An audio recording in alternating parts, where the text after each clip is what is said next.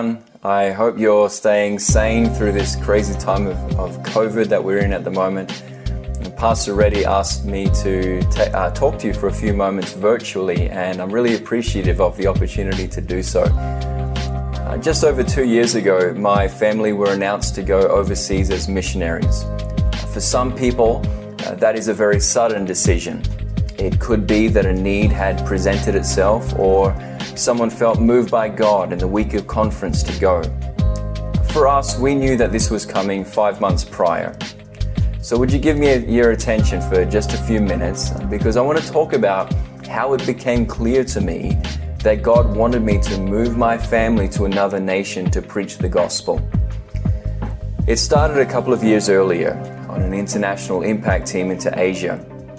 I came back from that trip with a burden for that country, knowing that we needed workers to go there, but not having the ability to do that from our own church in Sydney. 2 years later, I was at yet another altar, this time in my mother church, praying that God would give our church the resources to send a couple out as missionaries. The service ended just like any other. The following night, we were in church again. The worship service was underway, but that night, in that service, as I was worshiping God, God spoke to me. I wasn't expecting it, I wasn't listening for it, but I believe that God heard my prayer, and at the right time, He spoke. And all He said was, "Why not you? Why don't you go?" I began to think of all of the reasons why I couldn't. But eventually, as I wept in that song service, I surrendered my will to God. I didn't know how it was going to work out, but I said yes to the will of God. And I didn't find out until later that God had already been dealing with my wife about the move. I had been preaching that morning in a lineup that included 2 missionaries. And my wife felt like God asked her, "Would you be willing to go if your husband wanted to?" And the Spirit of God even named a specific location. She responded by saying, "Yes, but." Yes, but Adam doesn't want to go there. That night after the service concluded, where God had spoken so clearly to me, I talked with my wife on the drive home. And I asked her, "How would you feel about going to this place?" And her immediate reply was, "Yes. If you think that's where God wants us to go, then we will go." And I was surprised at how quickly she responded, until later she told me that story. I spoke to my pastor.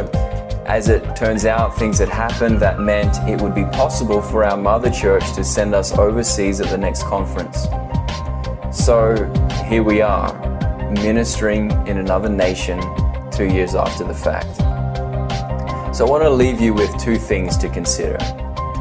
Number 1 is that God will speak to you.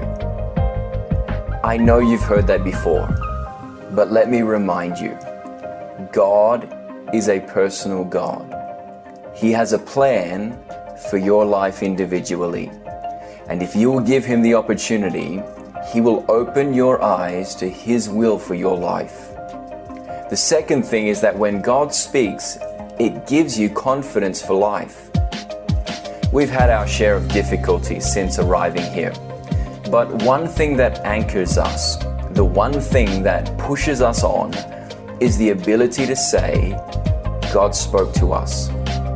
And because God spoke to us, He has a plan for us. And because God has a plan for us, it gives me a confidence that as I surrender to His will and follow Him, we are exactly where we should be.